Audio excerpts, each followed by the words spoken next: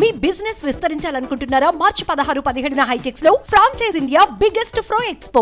Hi viewers, welcome to Suman TV. నేను మీ anchor Pawan. ఈ రోజు మనం రజాకర్ మూవీ టీంతో ఉన్నాం. సినిమా విషయాలు తెలుసుకుందాం. అందరికీ హాయ్. నమస్కారం. స్టోరీ అంటే డ్రామా, హిస్టారికల్ మూవీ. ఈ టైప్ ఆఫ్ కాన్సెప్ట్ డైరెక్టర్ గారు మీకు చెప్పగానే మీరు ఎట్లా రియాక్ట్ అయ్యారు? ఫస్ట్ ఇది డైరెక్టర్ గారు నాకు చెప్పలే, నేను డైరెక్టర్ గారికి చెప్పాను ఈ సినిమా తీద్దామని చెప్పి. ఓకే. సో రియాక్షన్ అనేది ఏం లేదు, నేను యాక్షన్తోనే స్టార్ట్ చేశాను. That we will produce this movie. ఎందుకంటే నాకు తిరుమలలో తిరుపతి రేణిగుంట ఎయిర్పోర్ట్ ల్యాండ్ అయింది నా ప్లేను 27 జనవరి 2022 నాడు. అక్కడ అంటే ఆకాశవాణి చెప్పినట్టు రజాకార్ అని వచ్చింది.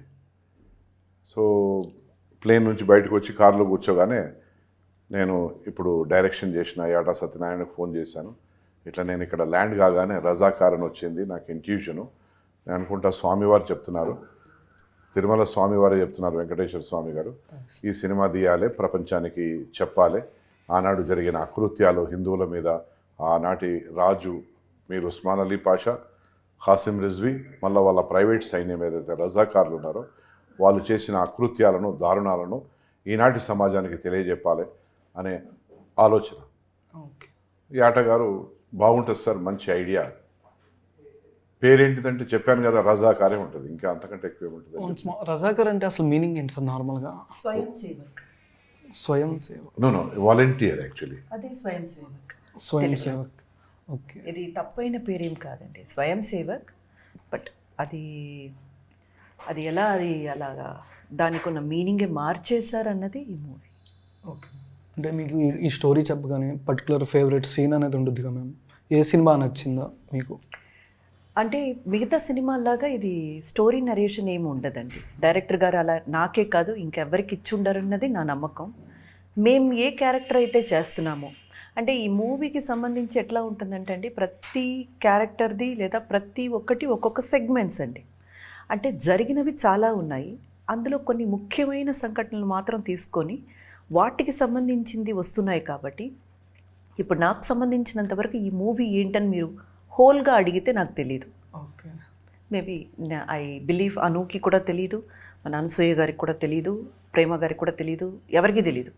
వాళ్ళు చేసిన ఆ పర్టికులర్ సెగ్మెంట్ వరకు అయితే అందరికీ తెలిసి ఉంటుంది.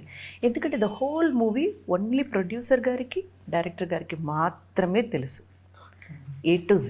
అంటే మీరు చూడలేదు ఇప్పుడు దాకా? లేదండి, ఇంతవరకు మేము మా పాత్రలకైతే డబ్బింగ్ చెప్పాం.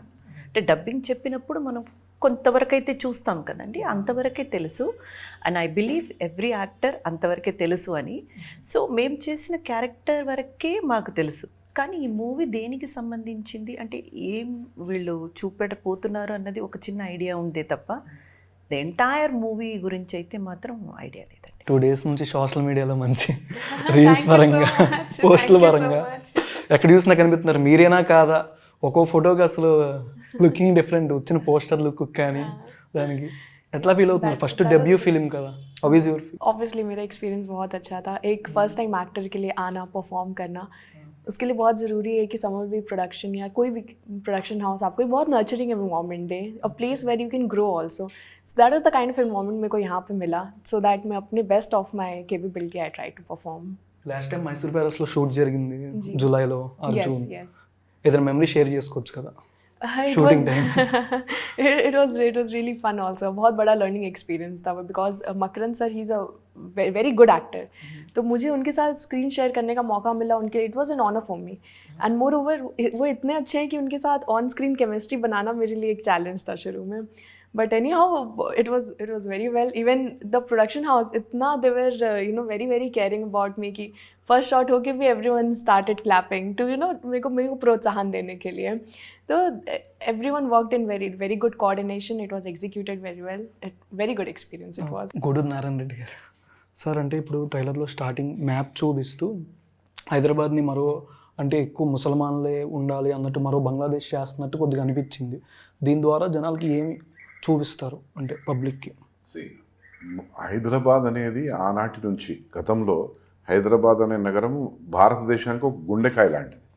మధ్యన ఉంటుంది, బట్ గుండె పైన ఉంటుంది, పైన లెఫ్ట్కి ఉంటుంది మన మానవ శరీరంలో. కానీ గుండెకాయ అంటే it is centre point, it's very important city in the country. అది భారతదేశానికి స్వాతంత్రం రాగానే 3 సంస్థానాలకు వాళ్ళు government of India stand still agreement ఇచ్చింది. అంటే సంవత్సరం వరకు మీ రాజ్యాన్ని మీరు పరిపాలించుకోండి, తర్వాత మీ అన్ని సెటిల్ చేసుకున్నాక మీ ఆస్తులు, మీ డబ్బులు, మీ బంగారం, మీ నగలు, మీ వజ్రాలు, వైడూర్యాలు అన్నీ మీరు ఏం చేసుకుంటారో చేసుకొని భారతదేశంలో విలీనం కమ్మని చెప్పారు. చెప్పగానే కొన్ని రోజులకే అక్కడ మళ్ళీ పాకిస్తానీలు వాళ్ళ పాకిస్తాన్ దేశం తీసుకున్న తర్వాత కూడా మళ్ళా వచ్చి కాశ్మీర్ మీద పడ్డారు. దాని ఈరోజు POK, పాకిస్తాన్ ఆక్యుపైడ్ కాశ్మీర్ ఏదైతుందో అక్కడ వాళ్ళు ఆక్యుపై చేసుకున్నారు.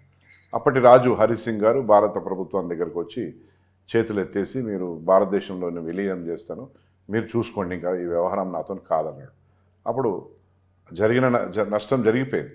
ఆనాడు మన ప్రధానమంత్రి నెహ్రూ గారు ఉండే, ఆయన నేర్పరితనంలో లేకుంటే ఆయన పటుత్వం లేఖనో ఒక రాష్ట్రాన్ని మనం, ఒక రాజ్యాన్ని కోల్పోయినాం, ఆనాటి ఒక సంస్థానాన్ని కోల్పోయినాం పార్ట్. ఆ తర్వాత జునాగఢ్ ఒకటి ఉండేది. జునాగఢ్ అనేది గుజరాత్లో. వాళ్ళేమో ప్లెబిసైట్కి వెళ్ళారు, అంటే యునైటెడ్ నేషన్స్ డైరెక్షన్లోనో ఇంటర్నేషనల్ ఆర్గనైజేషన్ డైరెక్షన్లో ప్లెబిసైట్ చేస్తారు. సో ప్లెబిసైట్ అంటే ఓటింగ్ చేస్తారు, మేము ఎటువైపు వెళ్ళాలి, ఈ దేశమా మా సొంత దేశమా. మెజారిటీ ఏమన్నారు, భారతదేశం వైపు మొగ్గు చూపారు. అక్కడ అయిపోయింది. నిజాం వీరికి ఒక సంవత్సరము స్టాండ్ స్టిల్ అగ్రిమెంట్లోనే వీళ్ళ దుర్బుద్ధి బయటపడి పాకిస్తాన్ మాదిరిగా ఇక్కడ ఒక తుర్కిస్తాన్ లేక ఉస్మానిస్తాన్ చేద్దాము, ఈ రాజ్యాన్ని ప్రకటించుకుందాము అనే ఒక ఆలోచన కలిగింది. నిజాం మీర్ ఉస్మాన్ అలీ పాషాకు ఆనాడు కాసిం రజ్వీ అనే నరహంతకుడు తోడై ఆ ఆలోచన ఇద్దరు కలిసి చేశారు. తర్వాత ఎట్లా చేద్దామనంటే ఒకటి మార్గం, ఎందుకంటే ఇంటర్నేషనల్ సంస్థలను వీళ్ళు కనుగొంటే మేము మాది కూడా ఒక స్వదేశం చేసుకుందాం అనుకుంటున్నాము, దీని పేరు ఈ విధంగా పెట్టుకుంటున్నామంటే వాళ్ళు ఏమన్నారంటే, ఇప్పుడే హిందువులు హిందుస్థాన్లో ఉన్నారు, ముస్లిమ్స్ పాకిస్తాన్కి వెళ్ళిపోయారు, సో మీకు ఇంకొక దేశం ఇవ్వాలంటే ఇక్కడ వీలు కాదు, అంటిల్ అండ్ అన్లెస్ మీరు ఒక స్పెసిఫిక్ కమ్యూనిటీ అయితే. స్పెసిఫిక్ కమ్యూనిటీ ఎక్కడ ఉంది, ఇక్కడ మెజారిటీ హిందువులు ఉన్నారు, రాజు ముస్లిం. సో వాళ్ళు ఏం నిర్ణయించుకున్నారంటే అందరినీ మనం కన్వర్షన్ చేసేద్దాం. అంటే సార్ సినిమాలో కూడా ట్రైలర్లో మనకి టీజర్లో అదే మీరు అడిగిన ప్రశ్నకు నేను జవాబు కంక్లూడ్ చేయలేదు. సో చేద్దాము, చేసి తద్వారా మనం తుర్కిస్తాన్గా ప్రకటించడానికి ఇంటర్నేషనల్ ఆర్గనైజేషన్స్ వస్తాయి, యునైటెడ్ నేషన్స్ కూడా సపోర్ట్ చేస్తారు, వాళ్ళ బ్రిటిషర్స్ కూడా ఇప్పుడే మనకు స్వాతంత్రం ఇచ్చిన వాళ్ళు కూడా మనకు సపోర్ట్ చేస్తారు అనే ఆలోచనతోని ఈ రజాకార్లను పుట్టించి మానవుల మీద మృగాల లెక్క ప్రవర్తింపజేసిండ్రు. ఆడవాళ్ళను మానభంగాలు చేసిండ్రు, పురుషులను చంపేసిండ్రు, దొరికినట్టుగా ఆస్తులను దోచుకున్నారు, కాలబెట్టిండ్రు, ఇష్టారాజ్యంగా ప్రవర్తించారు. అంటే చాలా మందిని హిందువుల్ని ముసల్మాన్లుగా మార్చి అవమానించడం కానీ ఇట్లాంటి ఎక్కువ చూపించారు. మతం మారకుంటే దోపిడీ, లేకుంటే వాళ్ళకు కష్టాలు, వాళ్ళని చంపడము. మనది ఉంది కదా base line, the silent genocide in Hyderabad, అంటే నిశ్శబ్ద మారణ హోమం, హైదరాబాద్లో నిశ్శబ్ద మారణ హోమం. సో ఇది ఆనాడు జరిగింది. దీనికి అప్పటి ప్రధానమంత్రి నెహ్రూ గారు మళ్ళీ తాత్సారం చేశారు. సో ఇది నెహ్రూ తాత్సారం చేస్తుంటే ఆయన మంత్రివర్గంలో ఉన్న ఉప ప్రధాని హోమ్ మినిస్టర్ గారు సర్దార్ వల్లభాయ్ పటేల్, ఆయనకు యాక్చువల్గా ఫాదర్ ఆఫ్ హైదరాబాద్ అనే బిరుదు రావాలి.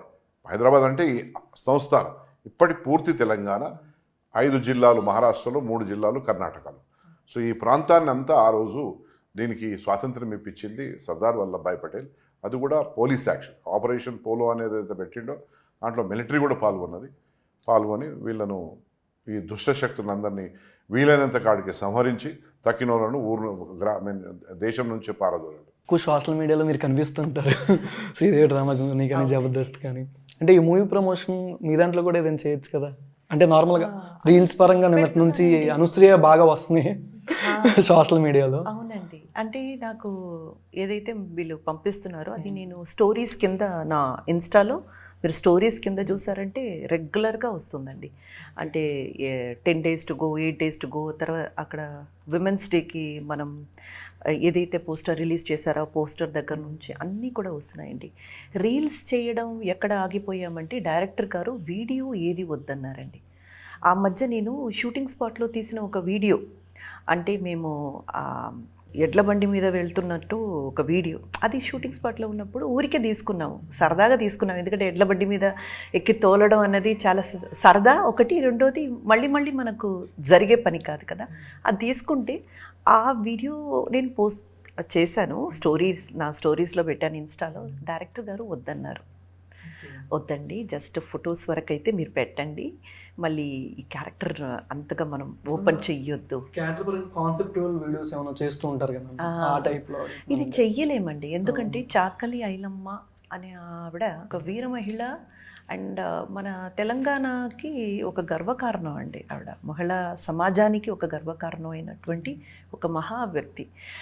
ఆవిడ గురించి మనం రీల్స్ చేయలేమండి. మనం చెబితే నిజాలే చెప్పాలి, ఏం జరిగిందో అదే చెప్పాలి, ఆవిడ ఎలా ఉండిందో అదే మనం చూపెట్టాలి. సో అందులో మనకు చెయ్యాలంటే మళ్ళీ ఆ గెటప్ మనం వెయ్యాలి, చేస్తే అందులో ఒక నిజాయితీ ఉండాలి, ప్యూర్గా ఉండాలండి. లేకపోయి ఏది పడితే అది రీల్స్ చేసి మనం పెట్టలేము. సో జరిగిన ఆ వీడియోస్ అంటే వాటెవర్ మనం షూటింగ్ స్పాట్లో ఏదైతే మనం తీసామో అది నాకు డైరెక్టర్ గారు వన్స్ పర్మిషన్ ఇస్తే, మన ప్రొడ్యూసర్ గారు కూడా సరే అమ్మా పెట్టండి అని చెప్తే అప్పుడు పెట్టడం మొదలు పెడతానండి. అంటే షూటింగ్ టైంలో ఇంజ్యూర్ అయింది మీ వల్ల, కొద్దిగా షూట్ కూడా డిలే అయిందని అన్నమ్మా. అట్స్ అ ఫాల్స్ అలిగేషన్ అండి. ఏమి ఇంజ్యూరీ ఏం అవ్వలేదు. ఎందుకంటే మన production whatever Samarveer creations have taken utmost care అండి, అట్మోస్ట్ కేర్. ఆర్టిస్టులు కానివ్వండి, టెక్నీషియన్స్ కానివ్వండి, ఈవెన్ షూటింగ్ జరిగే చోట మనకు మన వాటిల్లో ఎద్దుబండ్లు, ఆ తర్వాత హార్సెస్, గుర్రాలు ఇవన్నీ ఉపయోగించాం కదా. ఈచ్ అండ్ ఎవ్రీ అనిమల్కి కూడా ఏం కావాలి, ఆ అనిమల్స్ని తీసుకొస్తారు చూడండి. మనం గుర్రం బండి అంటే వాళ్ళు తీసుకొచ్చేవాళ్ళు, వీళ్ళకి కూడా ఎంత కంఫర్టబుల్గా చూసుకోవాలి. మంచి ఎండలో మేము నిలబడేవాళ్ళమండి, ఎడ్ల బండి కానీ గుర్రాలు కానీ నిలబెట్టేవాళ్ళు కాదు. అంటే అంత కేర్ అన్నమాట. అంటే వాళ్ళ ఆ జీవులకి కూడా చాలా చాలా ప్రొటెక్షన్ అండ్ వాళ్ళకి కూడా కావాల్సినంత అన్ని రకాలుగా చూసుకునే క్రియేషన్స్ అంటే ప్రొడక్షన్ హౌసు. సో ఎటువంటి ఒక ఇదైతే జరగలేదు. అండ్ చాలా ఆర్టిస్టులందరినీ ఎండ్ల నుంచో పెట్టి చాలామంది అదే తప్పు చేస్తారండి. మూగజీవుల్ని ఎలా పడితే అలా వాడేసుకుంటారు మూవీలో. అసలు వాళ్ళ గురించి అసలు పట్టించుకోరు కూడా. ఆ మూగజీవుల్ని తీసుకొచ్చి ఆ ట్రైనీస్ ఉంటారు చూడండి, వాళ్ళ గురించి కూడా పట్టించుకునే వాళ్ళు ఎవరు లేరండి. వీళ్ళు వాళ్ళ గురించి కూడా బాగా పట్టించుకున్నారు. వాళ్ళకు కూడా మంచి ఫుడ్, ఆ మూగజీవులకు కూడా మంచి ఫుడ్ అరేంజ్ చేయడం అన్నీ నేను చూసాను, నేను కళ్ళారా చూసాను. అది చెప్పొచ్చానండి. ఇప్పుడు మనమైతే మనం చెప్పుకోవచ్చు, సార్ కొంచెం ఇదిగా ఉంది అదిగా ఉంది, అండ్ అది అడ్జస్టబులేనండి. అనుశ్రీ గారిది మీది ఏది షూటింగ్ ఎట్ ఏ డే జరగలేదా? फर्स्ट शूटिंग थी, I was very inspired by her acting. तो मुझे मौका मिला था जब फर्स्ट डे ये शूट पे आई थी, तो I came and I greeted her. She was very humble and then I was so surprised कि पहले मिली बहुत शांत एकदम, अचानक से इनका कैरेक्टर लेकिन बहुत ब्रेवरी था. ऑन स्क्रीन जाते ही she started fighting the warriors. मैं सरप्राइज हो गई, मैंने कहा बाप रे व्हाट ग्रेट एक्टिंग. అంటే మీ ఫేవరెట్ క్యారెక్టర్ ఏంటండి? ఇప్పుడు అనసూయ గారు ఉన్నారు, ప్రేమలు గారు ఉన్నారు, మీరున్నారు, ఇంకా మెయిన్ క్యారెక్టర్స్ చాలామంది ఉన్నారు, అందరూ పెద్ద పెద్ద ఆర్టిస్టులు. మీకు పర్టికులర్గా ఒక రోల్ ఈ క్యారెక్టర్ బాగా నచ్చింది అని ఉంటుంది కదా? అది నేను వన్స్ మూవీ చూసాక నేను చెప్తానండి. ఎందుకంటే ద ఎంటైర్ మూవీ నాకు వీళ్ళు చేశారని తెలుసు, వాళ్ళు ఏం చేశారు, వాళ్ళ క్యారెక్టర్స్ ఏంటనేది నాకు ఇంతవరకు తెలియదు. డైలాగ్ చెప్పొచ్చు కదా? మేము కష్టపడి ఒడ్ల గింజలు పండిస్తే దొరకెందుకు ఇయ్యాలే, దట్స్ ద థింగ్. ఒకసారిగా స్లాంగ్ మారింది. అలా ఉంటుందండి ఆ క్యారెక్టర్. వచ్చి ఒక పరకాయ ప్రవేశమేనండి. మనం అది వన్స్ అక్కడ వెళ్ళి మళ్ళీ రిటర్న్ రావాలంటే కష్టమైందండి. ఇంత కష్టపడ్డారా, అసలు ఇంత నరకం చూసారా అన్నది అది వేరే అండి. అంటే మూవీ కొన్నిసార్లు మీరు వన్ ఆఫ్ ది ప్రొడ్యూసర్, ఇంతమంది ఆర్టిస్టులు మేనేజ్ చేసినప్పుడు కొన్నిసార్లు ఇంకా బడ్జెట్ ఎక్కువ అయిపోతుంది అని ఎప్పుడైనా అనిపించిందా మీకు? ఇంకా కాదు, చాలా అయింది. 16 కోట్లు అనుకుంటే ఇప్పుడు 51 కోట్లు. విఎఫ్ఎక్స్ అన్ని ఎక్సలెంట్గా ఉంది సార్. ఈ మధ్యన వచ్చిన సినిమాలలో దిస్ ఇస్ ద నంబర్ 1. అంటే చాలా పెద్ద వ్యక్తులను అడిగాను నేను, వాళ్ళు చూశారు, they are connected with the subject every day, in and out సబ్జెక్ట్తో కనెక్ట్ అయి ఉన్న వాళ్ళు సార్ హిట్ అన్నారు. డన్, నాకు చాలా ఇబ్బంది. సార్ అసలు రజాకర్ అనే మీరు తీద్దామని చెప్పారు కాబట్టి మీకు పర్టికులర్గా ఏ క్యారెక్టర్ బాగా నచ్చింది వీళ్ళు చేసిన దాంట్లో ఇంతమంది ఆర్టిస్టులు అక్కడ చేశారు. ఏముంది ఇప్పుడు రజాకారులు ఎవరు, నరహంతకులు, దానికి నాయకత్వం వహించిన వాడెవడు, ఖాసిం రిజ్వీ, వానికి పెద్దోడెవడు, రాజు మీరు ఉస్మాన్ అలీ పాషా, ఎవడు అని అంటున్నాయి. ఎందుకంటే వాళ్ళ మీద మనకేం మర్యాద, వాళ్ళని గొప్పగా సంబోధించవలసిన అవసరం లేదు, కీర్తిశేషులు గారు శ్రీ అని అనవలసిన అవసరం లేదు. వాళ్ళు దుర్మార్గులు. ఆ దుర్మార్గులని అంతమొందించడంలో ముఖ్య పాత్ర వహించింది ఎవరు, సర్దార్ వల్లభాయ్ పటేల్. ఆయన క్యారెక్టరే అల్టిమేట్ క్యారెక్టర్. దాంట్లో సన్నివేశాలలో హీరోయిన్ ఎవరు, ఇంద్రజ, ప్రేమ, గ్లామరస్, కొంచెం దీనికి మొత్తం ఎక్కువ యాక్షనే ఉంది, మొత్తం అంత మనుషులను సంహారం చేసేది ఉన్నది, బాగా క్రైమ్ ఎక్కువ ఉన్నది అని కొంచెం లిటిల్ బిట్ అంటే అక్కడ అనుశ్రీ అని ఒక క్యారెక్టర్ క్రియేట్ చేసి ఆమెను అక్కడ ఆ పాత్రలో ఆమెను జీవింపజేశాము. సో వీరు అన్నట్టుగా, ఇంద్రజ గారు అన్నట్టుగా పరకాయ ప్రవేశం అంటే నేను ఇప్పుడే నేర్చుకున్నా. అంటే ఒక క్యారెక్టరు ఆ వ్యక్తి ఎవరైతే యాక్ట్ చేస్తున్నారో వాళ్ళకి ఆవహించినట్టు అనమాట. అంటే ఒరిజినల్గా వాళ్ళు ఆ బిహేవియర్. సో నాకైతే అందరికంటే బెస్ట్ ఈ దాంట్లో సర్దార్ వల్లభాయ్ పటేల్ తర్వాత నచ్చింది ఎవరంటే మన తెలంగాణ ప్రాంతంలో అత్యంతంగా గౌరవించుకునే ఒక చాకలి ఐలమ్మ. మా గూడూరు గ్రామంలో కూడా విగ్రహం ఉంది, అర్థమైందా? నేను కూడా వెళ్ళి చాకలి ఐలమ్మకు నివాళులు అర్పిస్తా, ఆమె జయంతి నాడు, వర్ధంతి నాడు. సో చాకలి ఐలమ్మ అంటే ఒక హీరోయిక్ వనిత. ఈ తెలంగాణ ఈ సాయుధ పోరాట సమయంలో ముఖ్యంగా శ్రామికులు, కార్మికులు, గ్రామీణులు, మహిళలు, పేదవాళ్ళు, వాళ్ళందరికీ ఒక షీఈ్ అన్ ఎగ్జాంపుల్. ఎందుకంటే ఆమెను రక్షించడానికి ఇంకో పెద్ద ఆయన వస్తాడు. సరే వాళ్ళు ఏ వింగు అనేది తర్వాత సినిమాలో మీకు తెలుస్తుంది. సో వింగు ఏమైనా ఒక మహిళను, ఒక పేద మహిళ కౌలుకు తీసుకొని, లేకుంటే తీసుకొని బటాయికి తీసుకొని, బటాయి కౌలు అంటారు, రెండు తెలంగాణలో అంటారు, కౌలుకి తీసుకొని పంట పండిస్తే ఆమె ధాన్యాన్ని లాస్ట్కు కళ్ళంల నుంచి ధాన్యం మొత్తం ఆయన దూర తీసుకుపోతారంటాడు. సో అది ఆ సన్నివేశం చాలా మనకు అంటే అదే జరిగిందండి. అలా తీసుకుపోవడమే ఎప్పుడు ఉన్నటువంటి యథార్థం. కానీ ఈవిడ తిరగబడింది చూడండి.